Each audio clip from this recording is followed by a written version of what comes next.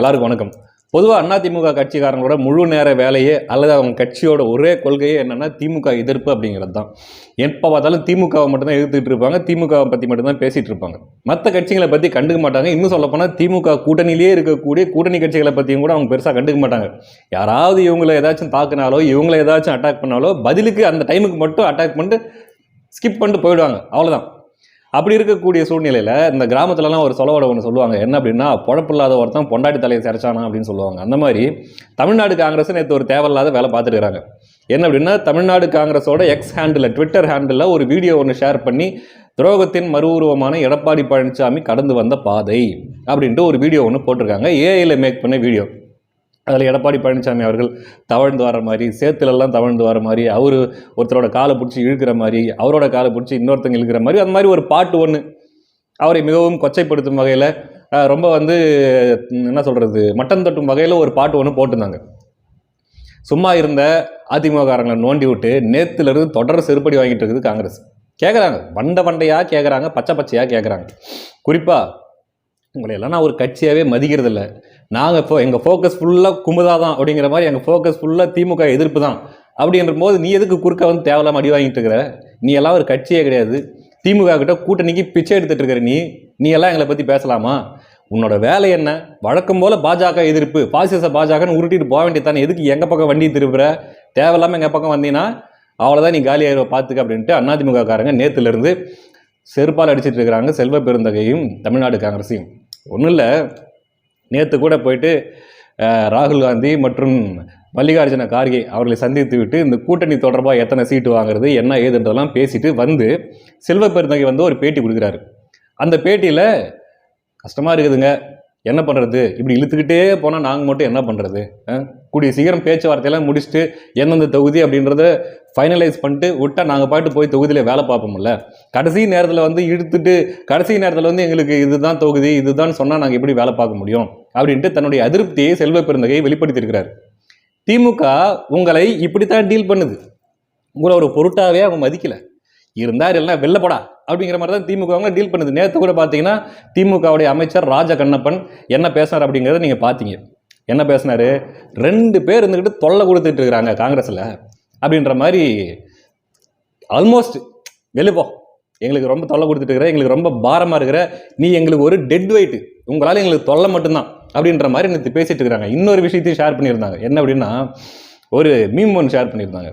அதாவது டிஆர் ஒரு படத்தில் சிம்பு உதவி அப்படின்னு போட்டு டிஆர் சிலம்பரசன் அப்படின்னு போட்டிருக்கிறாங்க. அது என்ன உதவினா, சின்ன பையன், அப்போ சிலம்பரசன் சின்ன பையன், டிஆர் சிலம்பரசன் கிட்ட சொல்கிற மாதிரி, இங்கே பாரு ஷூட்டிங் நடந்துட்டு இருக்குது, எல்லாம் அவங்க வேலையை பண்ணிட்டு இருக்கிறாங்க, எந்த டிஸ்டர்பும் பண்ணக்கூடாமல், எந்த டிஸ்டர்பும் பண்ணாமல், கத்தாமல், கூச்சல் போடாமல் அமைதியாக உட்காந்துட்டு இருக்கணும் அப்படின்னு டிஆர் சொல்கிற மாதிரியும், அதை சிம்பு கரெக்டாக பண்ணதுனால உதவி டிஆர் சிலம்பரசன் அப்படின்ட்டு அந்த ஸ்க்ரீனில் வர மாதிரி. அப்போ என்ன, நீ எனக்கு பண்ணுற பெரிய உதவியே என்னது, என்ன தொல்லை பண்ணாமல் இருக்கிறது அப்படின்னு போட்டு திமுக காங்கிரஸை பார்த்து இதை சொல்கிற மாதிரி ஒரு மீம் ஒன்று போட்டிருந்தாங்க. அப்போது இந்த அளவுக்கு தான் காங்கிரஸை திமுக மதிக்குது.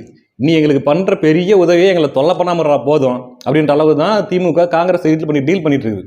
அப்போது இந்த அளவில் ஒரு செல்வாக்கை வச்சுக்கிட்டு கட்சியில் எண்ணி பார்த்தா 4 பேர் கூட இருக்க மாட்டாங்க. நீ அதிமுக வம்பிடுத்து எங்களை பார்த்து எடப்பாடி பழனிசாமி கிண்டல் பண்ணுற அளவுக்கு நீ எல்லாம் ஒரு ஆளா அப்படிங்கிற மாதிரி அதிமுககாரங்க கேட்குறாங்க. தேவையா இது? காங்கிரஸ் கட்சிக்கு தமிழ்நாட்டில் ரோல் என்ன? 2 பெரிய கட்சியில் ஏதாவது ஒரு கட்சிக்கிட்ட போயிட்டு ஒட்டுணி மாதிரி ஒட்டிக்க வேண்டியது. அட்லீஸ்ட் தேர்தலுக்கு முன்னாடி களத்தில் ஏதாச்சும் வேலை செய்கிறியா, செலவு பண்ணுறியா? எதுவும் பண்ணுறது கிடையாது. அதுவும் நீ எந்த கட்சிக்கிட்ட ஒட்டிகிட்டு இருக்கிறியோ அந்த கட்சி தான் எல்லா வேலையும் பார்த்து உன்னை ஜெயிக்கவும் வைக்கணும். சரி, ஜெயிச்சதுக்கு அப்புறம் அந்த தொகுதி ஏதாச்சும் வேலை செய்யறியா, தொகுதி மக்களை சந்திக்கிறியா, அவங்களுக்கு என்ன தேவைன்னு கேட்குறியா? அதுவும் பண்ணுறது கிடையாது. சரி, அதை கூட குறைஞ்சபட்சம் ஆளுங்கட்சி பண்ணுற தப்பையாச்சும் அவங்களோட நிர்வாக சீர்கேட்டையாச்சும் தட்டி கேட்குறியா? ஒரு எதிர்த்து கண்டித்து ஒரு அறிக்கை விடுறியா? அதுவும் கிடையாது. போட்டு வச்ச சாணி மாதிரி அப்படியே உட்காந்துக்க வேண்டியது. அடுத்த தேர்தல் வர வரைக்கும் ஏதாச்சும் கான்ட்ராக்ட் கிடைக்குமா, அதில் ஏதாச்சும் கொஞ்சம் உருவலாமா, இதை மட்டும் பண்ணிக்கிட்டு அப்படியே இருந்துக்க வேண்டியது. திரும்பியும் அடுத்த தேர்தல் வந்துச்சுன்னா இப்போ பண்ணிட்டு இருக்கிறாங்க பாருங்க, பேரம் 2 குரூப்பாக பிரிஞ்சிக்க வேண்டியது. ஒரு குரூப்பு திமுக கிட்ட போயிட்டு கூட்டணிக்கு சீட்டு பிச்சை கேட்க வேண்டியது. இன்னொரு குரூப்பு பிளாக்மெயில் பண்ண வேண்டியது. என்னது, அங்கே பாரு விஜய் கிட்ட நான் போயிருவேன், விஜய் அப்பப்போ புகழ வேண்டியது, விஜய் இத்தனை சீட்டுகளை ஜெயிப்பார், விஜய் இவ்வளவு வாக்குகளை பெறுவார், ஜனநாயகன் பிரச்சனை வரும்போது விஜய்க்கு ஆதரவா. அதாவது என்னன்னா விட்டா நாங்கள் போயிடும் அப்படிங்கிற மாதிரி ஒரு குரூப்பை வச்சு பிச்சை எடுக்க வேண்டியது, இன்னொரு குரூப்பை வச்சு பிளாக்மெயில் பண்ண வேண்டியது. இதை தவிர வேற என்ன வேலை நீ பார்க்குற அப்படின்ட்டு அதிமுக கட்சிக்காரங்க நாக்க பிடிங்கிற மாதிரி கேட்குறாங்க. இப்போ தமிழ்நாட்டில் உன் கட்சியோட பங்களிப்பு என்ன, தமிழ்நாட்டில் உன் கட்சி எதுக்காக முதல்ல தேவை, அதை சொல்லு முதல்ல அப்படின்ட்டு அதிமுககாரங்க கேட்குறாங்க. இதில் அந்த வீடியோவில் ஒரு பாட்டில் தமிழர்களுக்கு துரோகம் செய்த எடப்பாடி பழனிசாமி அப்படின்ட்டு வருது. தமிழ் இனத்தை கொன்று குவித்த பாவிகள் அப்படின்ட்டு நான் சொல்ல, உங்க கூட்டணி கட்சிகள் இருக்கிற வைகோ அவர்கள் தான் சொல்லியிருக்காரு. ஒரு இனத்தையே அழித்த பாவிகள் காங்கிரஸ்காரர்கள். அப்படி இருக்கும்போது உனக்கு இந்த வாய்ஸ் அவளால் தேவைதானா அப்படின்னு கேட்குறாங்க. ஒன்றும் இல்லை, ஒரு சின்ன விஷயம், சாதாரண விஷயம். திமுக எப்படியாவது ஐயா ராமதாஸ் அவர்களை கூட்டணிக்குள்ளே கொண்டு வந்துடணும், அது மூலமாக சில வன்னியர் வாக்குகளை அறுவடை பண்ணணும் அப்படின்ட்டு ட்ரை பண்ணுது. குறுக்க பெரிய தடையா நிற்கிறது தோழர் திருமாவர்கள். இப்படி இருக்கக்கூடிய சூழ்நிலை, இருங்க நான் பேசிக்கிறேன், நான் பஞ்சாயத்து பண்ணி வைக்கிறேன் அப்படின்ட்டு குறுக்கா வந்து தோழர் திருமாவர்களும் ஐயா ராமதாஸ் அவர்களும் ஒன்றா உட்காந்து பேசி இதெல்லாம் சரி பண்ணிக்கிட்டா இதெல்லாம் ஒரு பிரச்சனையே இல்லைங்க, சரியாயிருங்க அப்படின்ட்டு சொல்லிட்டாரு செல்வ பிறந்தகை. அதுக்கு தோழர் திருமா கூட இல்லை, ஏன்னா தோழர் திருமா பேசியிருந்தா கூட சரி பரவாயில்ல, உங்களை எல்லாம் ஒரு ஆளாக மதித்து பேசியிருக்கிறாங்கன்னு சொல்லலாம். அவரு கூட கவனித்துக்கிட்டாரு. வன்னியரசை வச்சு டீல் பண்ணுறாங்க, அந்த லெவலில் தான் இருக்குது செல்வ பிறந்தகை மரியாதை. வன்னியரசு என்ன சொல்கிறாரு, இங்கே பாருங்க, பாமகவுக்கும் எங்களுக்கும் இங்கே குறுக்க வந்து மீடியேட்டர் வேலை பண்ணிட்டு இருக்கிறது உங்கள் வேலை கிடையாது. இன்னும் பச்சையாக சொல்லணும்னா புரோக்கர் வேலை பண்ணுறது உங்கள் வேலை கிடையாது. எதுக்கு இந்த புரோக்கர் வேலை பண்ணிட்டுக்கிறீங்க? உங்கள் கட்சியை முதல்ல பாருங்கள். உங்கள் கட்சியில் ஏகப்பட்ட கோஷ்டிகள், உங்கள் கட்சியில் ஏகப்பட்ட பிரச்சனைகள்லாம் இருக்குது. முதல்ல அதை சரி பண்ணுற வேலையை பாருங்கள். எங்களுக்கு வந்து அறிவுரை சொல்கிற அளவுக்கு நீங்கள் இன்னும் வளரலை. அந்த வார்த்தையை அப்படியே பதிவு பண்ணுறாரு. எங்கள் தலைவருக்கு அறிவுரை சொல்லும் அளவுக்கு காங்கிரஸ் இன்னும் வளரலை, செல்வ பெருந்தகை இன்னும் வளரலை அப்படிங்கிறார். தலைவர் அவர்களுக்கு ஆலோசனை சொல்லக்கூடிய அளவுக்கு அவர் இன்னும் வந்து வளரல. நான் அதே மாதிரி அவருடைய பேச்சில் நல்ல நோக்கம் இல்லை, நல்ல நோக்கம் இருக்கிற மாதிரி தெரியல.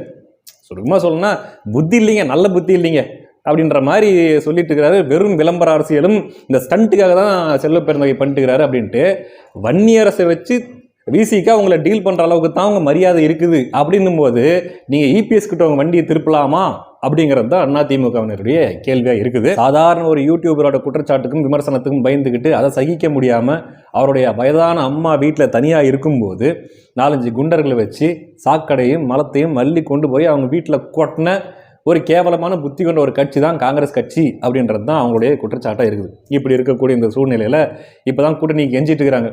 காங்கிரஸ் மேலிடமும் சரி, அல்லது தமிழ்நாட்டில் இருக்கக்கூடிய காங்கிரஸ் நிர்வாகிகளும் சரி, எல்லாருடைய விருப்பமும் சீக்கிரமாக இந்த கூட்டணி பேச்சுவார்த்தையை ஆரம்பித்து எத்தனை சீட்டு என்னங்கிறதை பேசி முடிக்கணும் அப்படின்னப்போ பத்திரிகையாளர்கள் கேட்குறாங்க, உங்களுக்கு அது அதிருப்தியாக இருக்குதா, உங்களுக்கு அது வருத்தமாக இருக்குதா அப்படின்னா அதை கூட வெளியே சொல்கிறதுக்கு பயந்துட்டு வருத்தம்லாம் ஒன்றும் இல்லை, அதிருப்தியெல்லாம் ஒன்றும் இல்லை, ஆரம்பித்தா போய் வேலை செய்கிறதுக்கு நல்லாயிருக்கும், கடைசி வரைக்கும் இழுத்துட்டு போனால் நாங்கள் எப்படிங்க வேலை செய்கிறது அப்படின்ட்டு கெஞ்சிக்கிட்டு இருக்கிறாங்க போயிட்டு திமுக கிட்ட. இப்படி இருக்கக்கூடிய சூழ்நிலையில் நீங்கள் வந்து அதிமுக விமர்சிக்கிறது உங்களுக்கு என்ன தகுதி இருக்குது அப்படின்ட்டு அதிமுககாரங்க கேட்குறாங்க. ஒன்றும் இல்லை, இந்த மாதிரி சூழ்நிலையில் தான் திமுக இப்போ அறிவிச்சிருக்கிறாங்க. என்ன அப்படின்னா February 22 தான் கூட்டணி பேச்சுவார்த்தை ஆரம்பிக்கப்படும் அப்படின்ட்டு. கிட்டத்தட்ட இன்னும் தேர்தல் தேதி அறிவிக்கிற நெருக்கத்தில் தான் கூட்டணி பேச்சுவார்த்தையே ஆரம்பிக்க போகிறதா திமுக சொல்லியிருக்குது. இந்த லெவலில் தான் திமுக அவங்கள டீல் பண்ணுது, சக கூட்டணி கட்சிகள் உங்களை டீல் பண்ணுறாங்க. அப்படின்னும் போது உங்களோட ரேஞ்ச் என்ன, தமிழ்நாட்டில் உங்களோட ரேஞ்ச் என்ன, உங்களோட பொசிஷன் என்ன, அதை புரிஞ்சுக்கிட்டு அரசியல் பண்ணுங்க அப்படிங்கிறது தான் அதிமுகவினருடைய கருத்தாக இருக்குது. காமராஜர் இருந்து ஆட்சி செஞ்ச ஒரு கட்சியை இப்படி கப்பு செஞ்சு கொண்டு வந்துட்டீங்களா அப்படின்ட்டு மூஞ்சி மேலே காரி துப்பிருக்கிறாங்க அதிமுககாரங்க. பார்ப்போம், அடுத்தடுத்த நிகழ்வுகளை நம்ம பகிர்ந்துக்குவோம், அடுத்தடுத்த காணொலிகளில் நம்ம சந்திப்போம். நன்றி.